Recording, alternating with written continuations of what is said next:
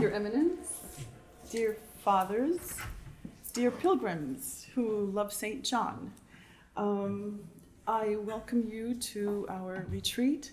I realize that you have made an effort to come and come on a pilgrimage to the place where St. John lies in his relics. But I would like to take you on another pilgrimage, an armchair pilgrimage, to the place where he was born. This place where he was born has also recently become a site of pilgrimage because the people in that area have gotten very, very interested in St. John, of course, and they are doing lots of research. We have lots of people here, even people in this room, who knew St. John or whose parents knew St. John. Okay. And they are doing a lot of research, archival research. And there's a lot of photographs being taken of the places where St. John lived. So there will be also a parallel strand to my talk, which will concern when I was writing the book about Saint Alexander, I was thinking about, well, how does a saint come about? How do you bring up a saint? I have children, I have grandchildren. We're all called to become saints, right? But how do you bring up children who have a good chance of becoming a saint, or at least saving their souls? So this will be a parallel little strand to my talk today. So the year is 1896. A baby boy is born to Boris and Glafira Maximovich. It is their first child. His name is Michael. He's named Michael in honor of Archangel Michael.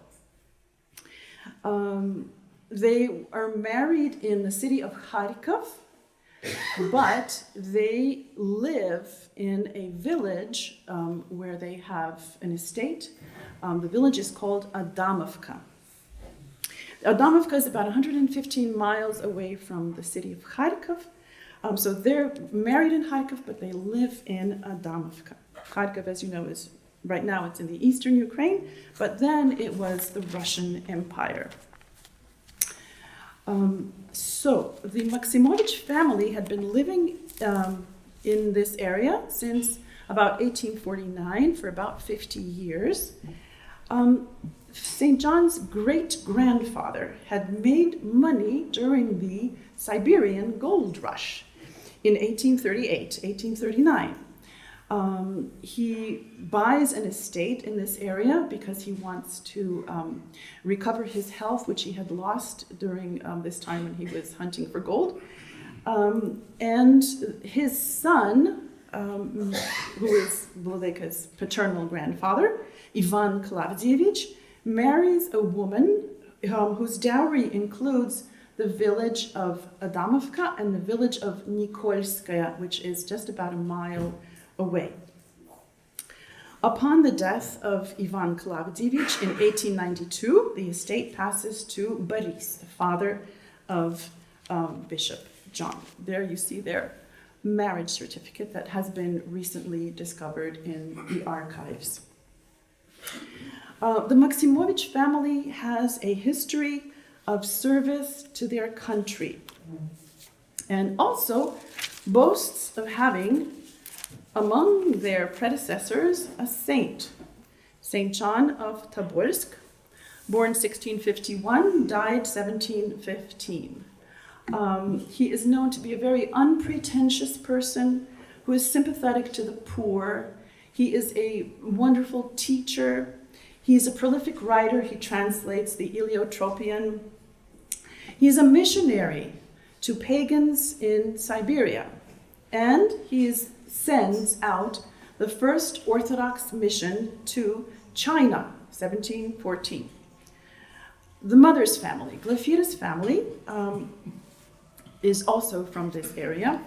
The father, Mikhail Mikhailovich Stefanovich Sevastianovich, is a doctor. Glafira's mother, Maria, is known for her dedication to charitable causes. She's involved with an orphanage in Kharkov. And so Glafira carries on her mother's charitable works. The old-timers in the area still tell stories about the Maximovich family, about how on feast days they would set up tables and feed the entire local populace, and how they would help the needy, especially Glafira was involved with that. So the village of Adamovka did not have a church. And so therefore, people think that Archbishop John would have been baptized in the village of Nikolskaya, which is next door.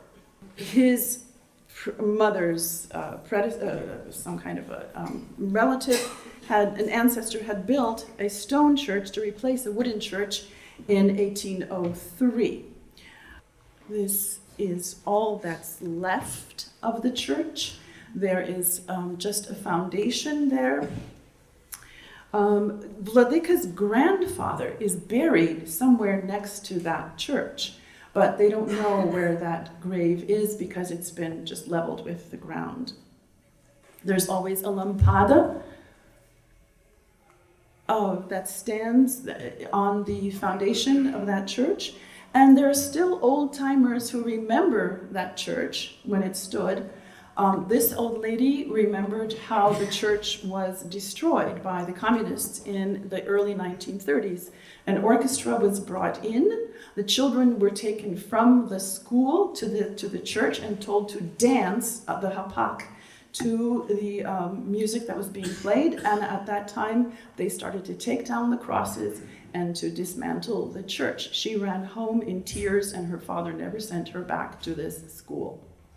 So a little further away is the village, or was the village of Bogorodichnaye. And in that village was a church that's dedicated to the icon, Joy of All Who Sorrow. Isn't that an interesting coincidence? There is a ferry there. That's where people get across the river. The river is called Svyatogorsk Monastery. Just a little ways down the river, on the same side of the river, is the Svyatogorsk, or Holy Mountain Monastery, Dormition Monastery. Its history goes back to the 8th century during iconoclastic times, when monks from Byzantium were fleeing persecution. Some of them went to southern Italy, others went to the Crimea, and then traveled up rivers, for instance, the Don River and then its tributary, the Seversky Donets. And they founded small monasteries, and they built caves in chalk cliffs that surround this river. The monastery is mentioned in the 16th century already as a functioning monastery. It has a very tumultuous history. Okay, so in 1679, the year that this drawing was made, the abbot and the monks are taken into captivity by the Tatars. They stay there for 2 years and then they come back. In 1787, before I tell you about that, let me just show you more pictures of the monastery. This is the Dormition Cathedral. This is St. Nicholas's church. We have an altar of St. Nicholas that we served in today. The St. Nicholas church here, that's built right into the chalk cliff. It's amazing. All right, so you can see that it's built right into the cliff there. And then the view from there is just amazing. It's beautiful.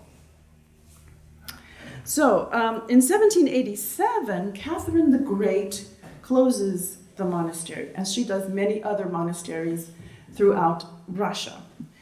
She abolishes the monastery and gives this area to her friend Potemkin as a dacha.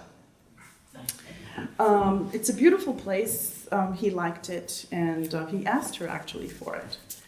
The Potemkin family retains ownership of this land, and in 1844, Potemkin's descendants, very, very pious people, decide to give the monastery back its land and to help it reopen. So 1844, a group of monks from the Glinsk hermitage who wanted a stricter monastic rule, came here and revived monastic life. The local landowners are very pious. One of them ends up in some kind of familiar relationships with the Maximovich family. Vladika's cousin marries a man named Malinovich, and his predecessor, his ancestor, Ivan Malinovsky, in 1851 donates money for an iconostasis made out of iron, cast iron, and gilded, and then icons made out of iron that he and his son and the peasants from their village, they carry in procession for about 11 miles from their village to the monastery to be placed in a cave church. So it's a very small cave church in that chalk cliff. This is what it looks like now. They haven't restored that iconostasis. So this is one little church inside the chalk cliff. Another one in honor of Saint Alexis, Man of God. It's quite large. It can fit quite a few people.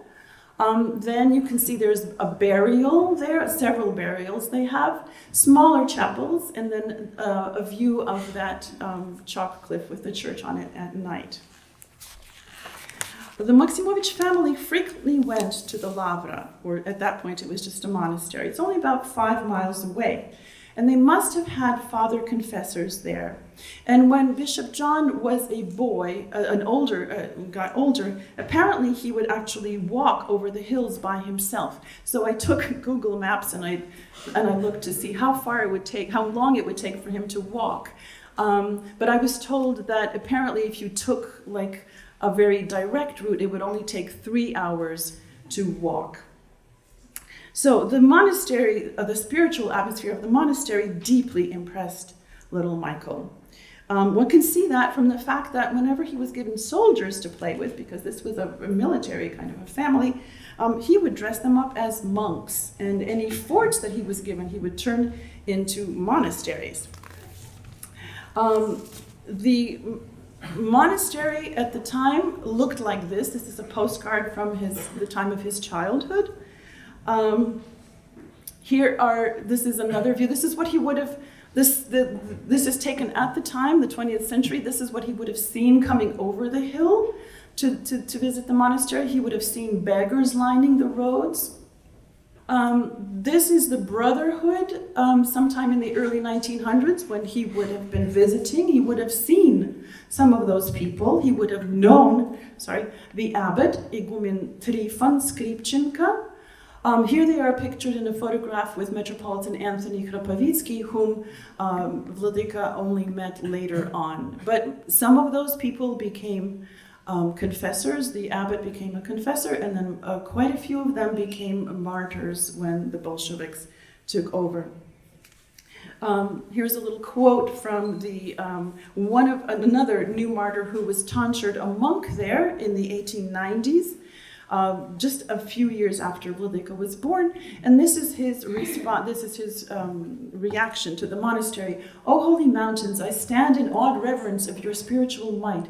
I was astounded by the liturgical discipline, strictly prescribed prostrations, the proper and zealous making of the sign of the cross, the fervent divine services conducted strictly according to the Typicon, isolation from the temptations of the world, and especially agricultural labors, all furnished fulfillment to the reclusive servants of God and fortified their ascetic spirit. I bow down before the austere life of the monks of the holy mountain." So it was known for the austerity of its life. I think that must have influenced Vladika quite a bit. The monastics of the monastery are also known for their charitable activities. There is a farm skeet that is actually a hospital farm for the locals and also for wounded soldiers in the Turkish war. They build schools in the surrounding villages. They have a trade school at the monastery for peasants to learn various crafts, skills, and trades. the monastery is self-sufficient, and so it is able to help others. Michael would have known this, coupled with his family's benevolent works, which the old-timers still remember. They must have made a deep impression on him. As for himself, he's a frail and sickly child, very obedient to his parents, according to the remembrance of his sister. Very pious, loved icons, which he collected and bought in great quantities. After a while, there's no more space in the house to put up any more icons, and his father says, "Oh, enough. I don't think we can have any more icons in the house." And Michael says, "Just one more, please." And then his father looks and sees, what did he buy? He bought an icon of all the Russian saints. So he spent lots of time praying, and his favorite pastime is reading. And he reads the lives of the saints. So those were his heroes. These are real heroes, not the kind of fictional heroes that our children are exposed to. And these real heroes perform real miracles, not like our current fictional heroes. Also, he reads a lot of history. He's very meek and amicable, but he doesn't have very many close friends. He prefers to spend time alone and thinking. In his striving to live a godly life, he had a good influence on his siblings and on his French governess, who converted from Catholicism to Orthodoxy. At age 11, his parents enrolled him in the Poltava Cadet School. It was a military high school which prepared boys to become commissioned officers in the Imperial Russian Army. They studied sciences, philosophy, law of God, ethics, history, international law, along with various military preparations. So he enters in 1907, and he studies there for 7 years until 1914. His family has a history of service to the country and a deep love for it. I couldn't find any pictures of his grandfathers or anybody like that, but here is his father's uncle, who is a major general, born in 1849, very distinguished, active military service. Other males in the genealogical table also have military ranks. So I'm telling you this so that you're not surprised. Why did Bishop John go to a military school? It's a family tradition. Also, this is his own decision. He says, from his speech at his consecration as bishop, he says, "Ever since I came to the age of self-awareness, I have wanted to serve truth." And this desire was nurtured at first by his parents, but then by the cadet school, which he entered thinking that he could thus, quote, "serve my fatherland," which at the time was a bastion and steward of piety or godliness. He continues, "I entered an educational institution which was dedicated to one of the glorious chapters of Russia's history, the Poltava Cadet School of Peter the Great. Dedicated to the memory of Peter the Great's decisive battle and victory against the Swedes in 1709, the school brought up generations of young men to serve in the Russian army. The students slept in this room, and here's another photograph of them doing some kind of gymnastics, which Vladika apparently did not like. The other thing he didn't like was the instruction in dancing. So in 1909, there's a bicentennial celebration of the Poltava victory that are held in Poltava. So this is 2 years after Vladika enrolls. He's about 13 now. Emperor Nicholas II takes part in various church services, parades, etc. And so do the cadets. Here they are, and there's Vladika somewhere. He's standing there. And then later on that day or the next day, the Tsar came to visit the Poltava Cadet School. And I don't know if you can see him. I don't know if I can do this. There he is. There's the emperor, surrounded completely by the cadets. One of the cadets complains to his mother and says, "Oh, I'm so tired." And she says, well, the tiredness will go away, but the memories will stay. And there was really great excitement and euphoria. There was a description that I found online about, this whole celebration at the Cadet Corps. And they say, our beloved emperor, there he is, his eyes are so kind. And Wladyka then carries in his heart a profound love for Tsar Nicholas throughout his life. There is a church on the premises of the school, and law of God at this school and was taught by a man named Father Sergei Chetverikov. And in his speech on his consecration to the bishop, he says, while studying at the cadet school, I came to realize that I need to choose another path. So he's kind of changing his mind about from what I had just quoted before. He says, this realization was stimulated to a large degree by my interaction with our teacher of the law of God, Archpriest Sergei Chetverikov. Some of Father Serge's sermons are republished in the school's yearbook, which I found online. And this is what he says there. Our Orthodox army is called Christ-loving, Christolюбивое воинство. What does that enjoin upon us? That means we must love Christ. To love Christ, doesn't that mean to carry him within our hearts? To make his example in his teachings the foundation of our lives? To always feel responsible to him for our thoughts? To be with him in unceasing communion? To sanctify our whole selves with his holy name? Oh, you Orthodox soldiers praying here, are you worthy of your exalted appellation? An incident from this time is recorded in the life of Wladyka. During the Poltava festivities, or perhaps at some other time, the cadets are marching past this church. Misha removes his cap and crosses himself, which is a no-no, right? You don't do anything like that while you're marching. When this is reported to great Prince Constantine, who's the supervisor of all of the army schools in Russia who had come to this celebration, he said, the wrong, well done. Хоть и не прав, но молодец. So Wladyka doesn't get in trouble for that.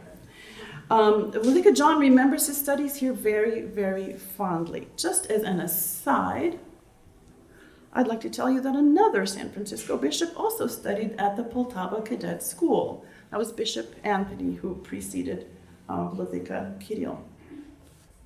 Wladyka John graduates from the cadet school in 1914. And 100 years later, in 2014, he was declared patron saint of Russian cadets. Though upon graduation, he would have liked to enter a theological school. Apparently, he was thinking about the Kiev Theological Academy. His parents decide that he should enroll in the Kharkiv Imperial University to study law. He's an excellent student. Yet, along with his studies, he finds time to read the lives of the saints and spiritual works. And in his speech at the consecration, he says, while studying secular sciences, I immersed myself more and more in the study of the science of sciences, the study of spiritual life. In Kharkiv, several people fostered this aspect of his education, his spiritual formation. The main one was Metropolitan Anthony Khrapovitsky, who was assigned Bishop of Kharkiv the same year that Wladyka enrolled in the university there, and he stayed there for 3 years, 1914 to 1917. Metropolitan Anthony was one of the 3 candidates who was chosen to be voted upon for patriarch when the Patriarchate was restored by the All-Russian Council in 1917 and 1918. He got the most votes, but then they did they pulled a lot and they picked Patriarch Tikhon instead. And then Metropolitan Anthony becomes the first hierarch of the first hierarch of the Russian Church abroad. Wladyka John says, he became my spiritual guide forever. Actually, what's very interesting is that Metropolitan Anthony actually seeks out Mikhail Maximovich when he hears that the eldest son of a local landowner who is a student at the university is interested in spiritual matters. They meet, and the Maximovich family becomes very close to Metropolitan Anthony, which a relationship that they continue even in emigration. Later, Vladika John will write about Metropolitan Anthony. His intellectual gaze embraced all aspects of the life of the entire Orthodox Church, not only with his mind, but with his whole being. His personality did not exist outside the Church and reflected the Church within itself, as it were. Every Orthodox Christian was dear to him, no matter what nationality he was or what religion he came from. To everyone who needed him, he was a good father and a wise guide. He considered himself obliged to help everyone who turned to him for support and help. And as his neighbor, often giving the last that he had and sometimes experiencing deprivation himself. And then he continues, and I don't have any space for that. Reaching out more and more for the heavenly world, Metropolitan Anthony attracted to it every person he associated with, imperceptibly having an effect on him through the purity and loftiness of his spirit. Mikhail Maximovich often visited Metropolitan Anthony at the monastery where he lived, and that monastery was known for having services according to the rubrics. In the crypt of the monastery, there lay the relics of Saint Mileti Leontovich, dates 1784 to 1840. He is known for his love of God and neighbor, his meekness and kindliness. He did not care for acquiring possessions. He was an ascetic, fasted strictly, would visit the sick at the university clinic dressed as a simple monk and carrying a small bundle, always coming at the right time when there was no one else around. Prior to Kharkiv, he had been in Siberia, enlightening the locals, converting them from paganism. He traveled into places where no others had gone before, and he came as far as the Kuril and Aleutian Islands. He had a great reverence for services, and he demanded strict silence in church. He spent nights praying, hardly slept, and then he did not sleep in bed, but on the floor. He was greatly revealed in Kharkiv for miracles.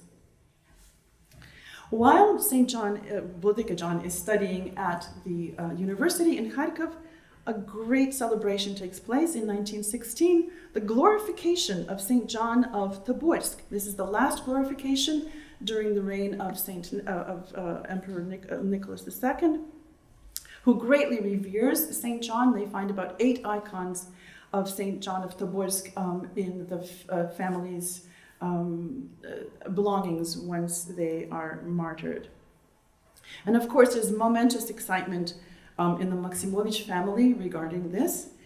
Vladika John will be named in his honor when he's tonsured and monastic. And here we have something that was recently published, a book that was found which contained the genealogy of St. John that one of his uncles had put together right around that time. At the top left corner is St. John of Tobolsk, and at the bottom right corner is St. John of San Francisco.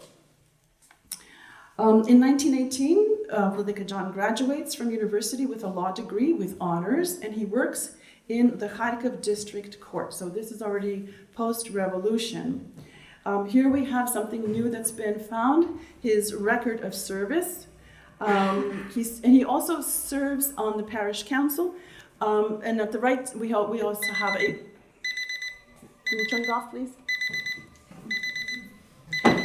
He serves on the parish council in Kharkiv, and this is a time of great upheaval, a tragic turn of events in the history of Russia, the revolution, right? There's terror against the church, martyrdom, blood flows, the emperor is martyred and his family, and the Maximovich family cannot accept the new order. Together with thousands of white Russians, they leave Russia in 1920, it's called the Great Exodus, and they are trying to get on board a ship, but there are hundreds of thousands of people trying to leave and only about 126 ships to go on.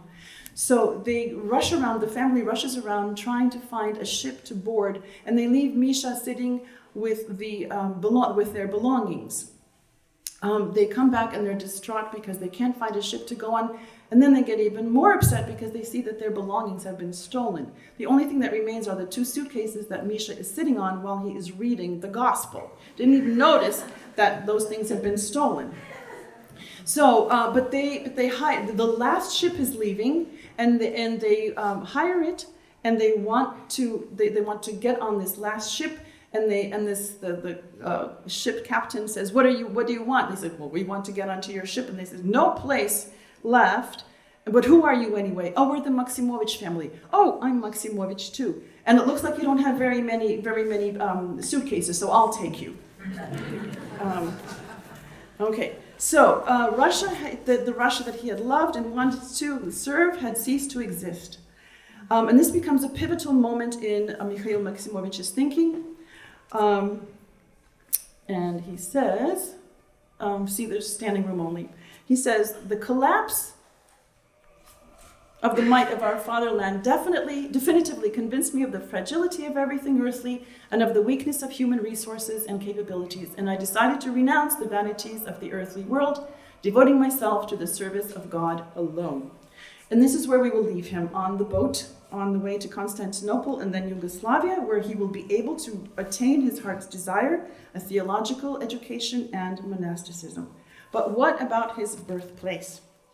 Old-timers still remember that the 2-story house, which had 6 rooms on each floor, became a hospital, a rural hospital. During or after World War II, it was demolished. All that remains is a fruit orchard and a well. What happened to the Svyatogorsk the monastery? It was closed in 1922. Its monks were martyred or scattered. It was reopened again in 1992, and existing churches were rebuilt. New churches and new skeets in neighboring villages were built. They're all built according to the design of Metropolitan Arseny, who becomes abbot at the ripe old age of 26. He's been there ever since then. So, All Saints Skeet, Bogorodichная gets a women's skeet. These all are his designs for the churches. St. George's Skeet, and Nikolskaya gets a school and church. This is where he was probably baptized, right? This is Vladika Arseny, who loves people, and people just love him right back. But not only that, he is a brilliant homilist, and his homilies are on YouTube, and thousands of people listen to him. Metropolitan Arseny decided that the place where a holy soul had been born and brought up was worthy of being marked by a church. So they did excavations, they found the foundation of the home, the Maximovich home, and that is where they put the altar of a new church. In 2009, Father Peter and I traveled to Svyatogorskaya Lavra to bring a piece of the relics of St. John, and somebody from Seattle came bearing the chair that Vladika John had reposed in, because this new church was going to be dedicated to St. John. The upper church, the lower church, is dedicated to St. Michael Archangel. We arrived, the church was being built, and this is the orchard. This is all that's basically left of the Maximovich estate. And this is a view from the hill above, and this is probably something that St. John would have seen, except for the church. It probably still looks pretty much the same. Because the church still hadn't been built, there was a ceremony that took place. The chair had spent the liturgy in the altar and was brought out for a moleben, put into the center of a totally packed church, and then people came and venerated the icon with the relics, which was lying on this chair, and Vladika's amophorium, which also had been donated, was then lowered onto their heads. So now there is a convent. This is what it looks like. There's a statue of St. John. There is a thriving convent. It's actually grown since this picture was taken. And I just included the picture of the abbess there holding this really fabulous bread and salt, the way they greet the bishop. So the seeds that were sown in Bishop John's childhood, then blossomed, and now he is a revered saint. And the place where he was born now contains the chair where he died. And there was a special niche that Vladika Arseny designed for this chair when he was designing the church. And so now people come and venerate this. You can see it where it is. It's right there. There it is, right by the altar. So, a quote from St. John about holiness, which I won't take the time to read. But I will just say that the seeds that were sown blossomed with his spiritual labors, right? It doesn't happen all on its own. And I would like to end with a prayer to St. John that he aid us in our spiritual struggles, in our efforts to bring up our children, and to help us to help others in need.